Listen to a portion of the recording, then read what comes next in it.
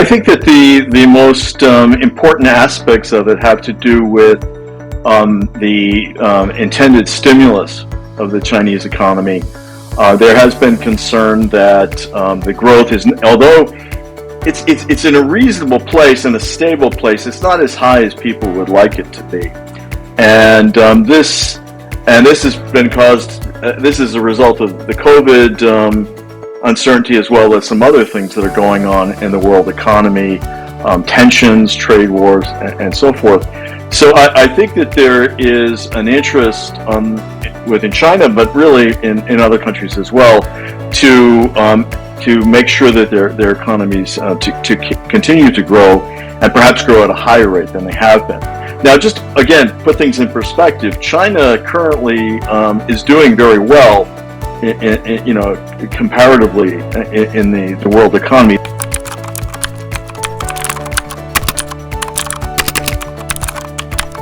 What I would imagine will happen on the monetary side is that the government will allow the banks, the major banks in the country, to lend at a higher rate. That is, they will be able to take on, to issue more loans than they have been in the recent past.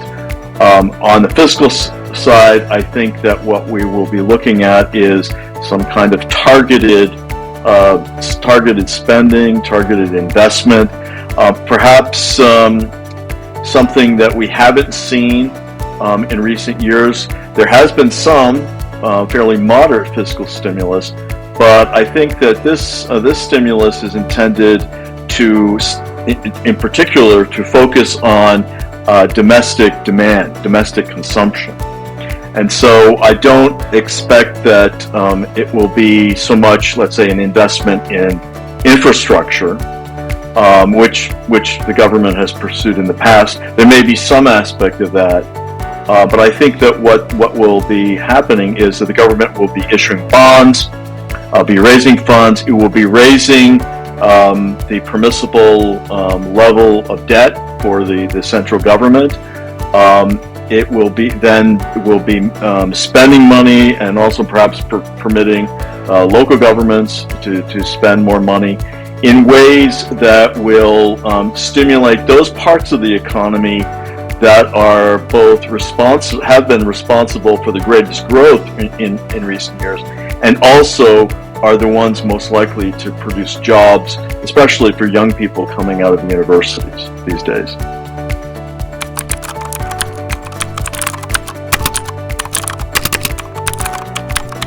My reading of the China's central government is that it's actually very cautious with regard to using the fiscal stimulus.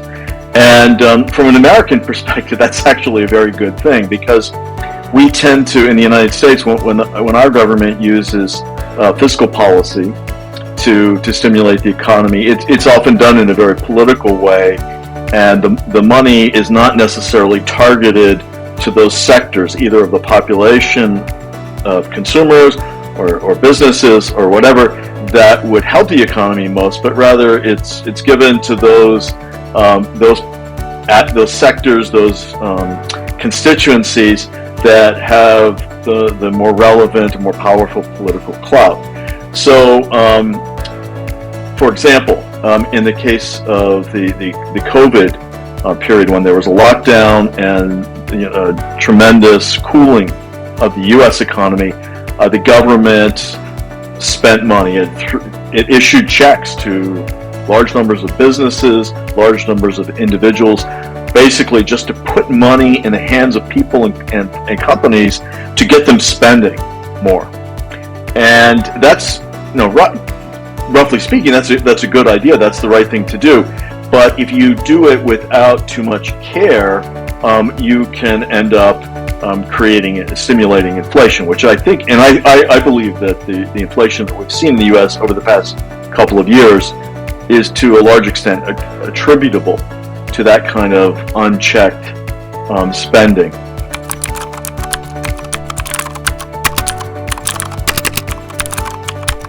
You can monitor this over time. It's not as though you have to do it once and then just cross your fingers and hope for the best. No, you can monitor it, especially in China's setting, where the government can take things slowly, deliberately, and in a more targeted manner.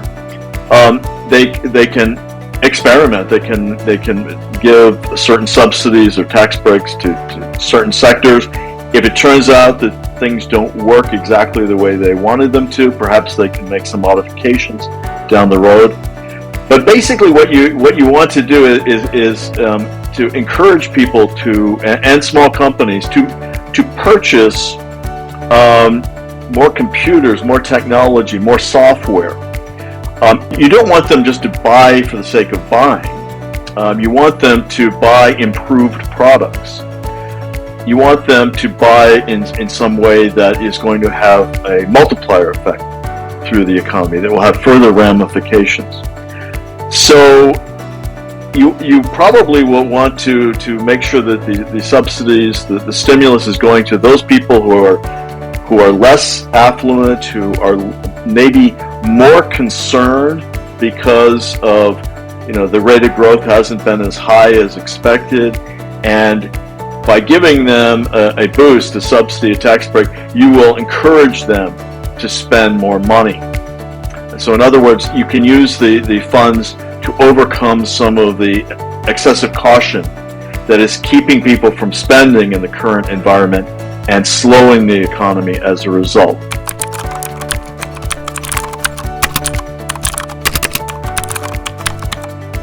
I'm not aware of any structural problems in the real estate market.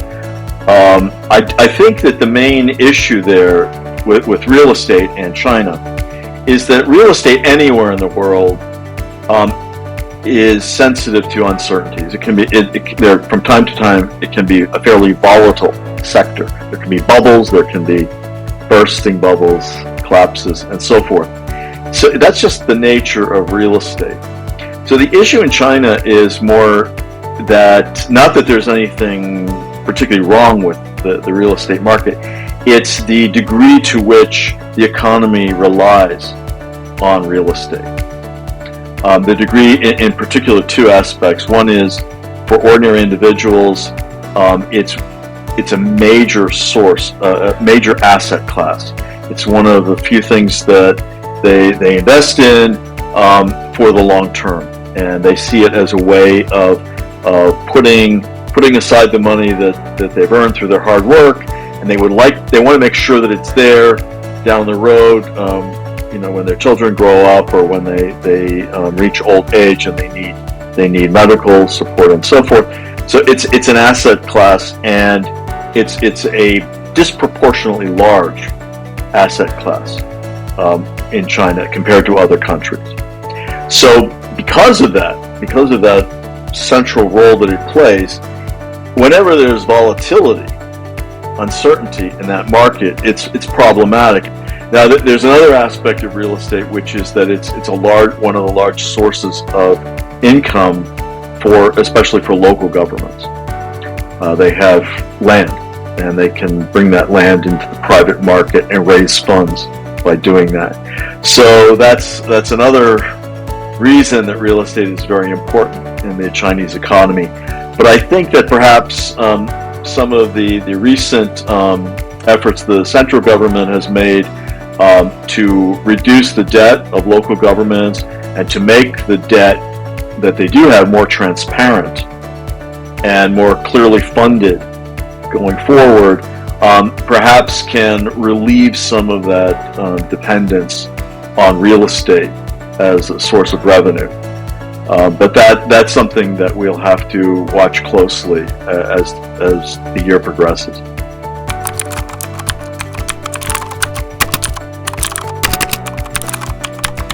There has not been enough of a change in terms of international trade to disrupt the Chinese economy. However, I don't think that that's necessarily true around the world. I think that in the post-COVID, post-trade war period, there has been much rethinking of trade relationships, and many countries are trying to diversify their supply chains They're trying to add trading partners and not sort of put all of their eggs in one basket. That has diminished opportunities to some extent for China to sell its products overseas. I think it's also diminished the amount of FDI, or foreign direct investment, in China, although the country remains one of the very top locations for foreign direct investment to be placed. So I think that the good news is that things have been fairly stable, but the amount of FDI has not been what one would desire it to be. It's been lower. I anticipate that will increase in 2025.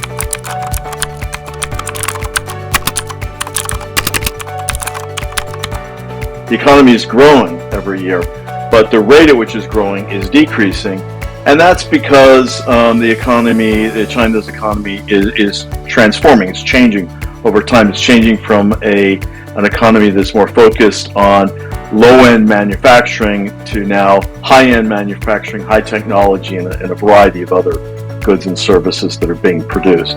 So one would expect GDP growth to be positive, but to be decreasing over time. I think it's rather remarkable, actually, given all of the turbulence from the COVID period, that the rate of growth is still as stable as it is in the high 4, low 5% annual range. I know the government is looking at approximately 5% as its annual target these days, and I don't see any reason to expect it to be anything different from that in the coming year.